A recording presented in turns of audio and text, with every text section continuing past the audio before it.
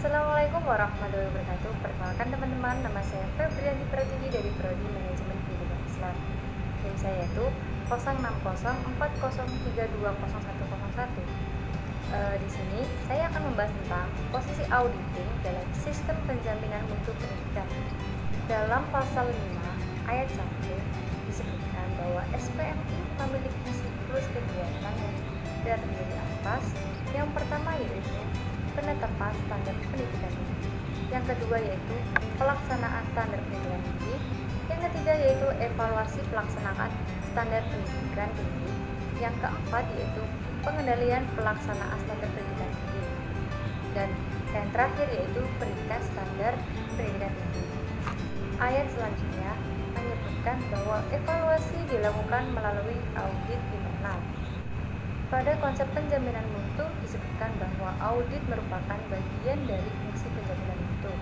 Nah, audit digunakan untuk mengkomparasikan fakta lapangan dengan standar yang ditetapkan.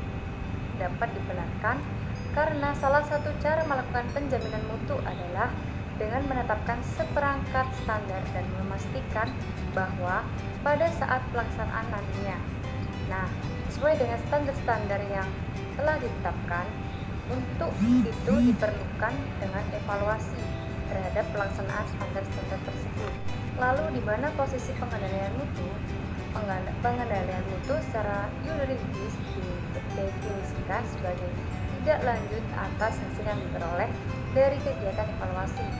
Posisi pengendalian berada pada setelah evaluasi.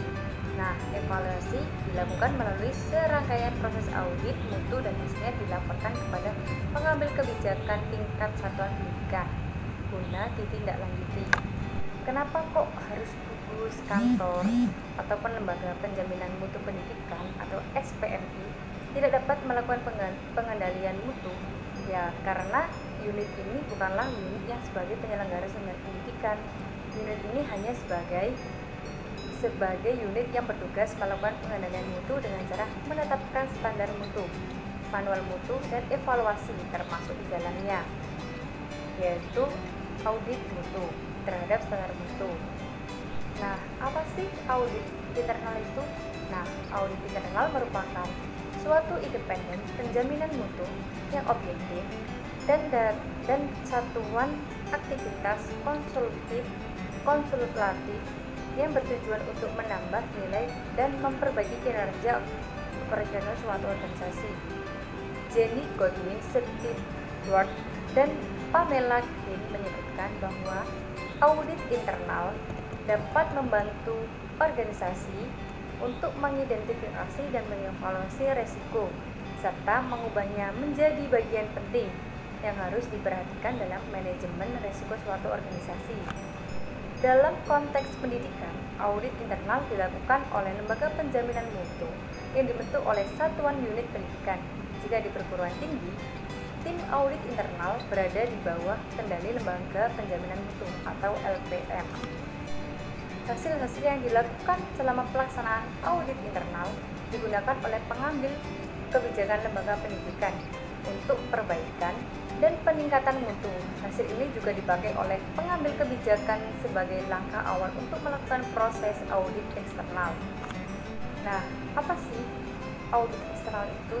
Audit eksternal, audit yang dilakukan oleh pihak-pihak luar di luar lembaga tersebut. Audit eksternal berupaya melakukan penjaminan mutu secara terstandar berdasarkan kesepakatan yang umumnya dimiliki oleh asosiasi atau lembaga mutu.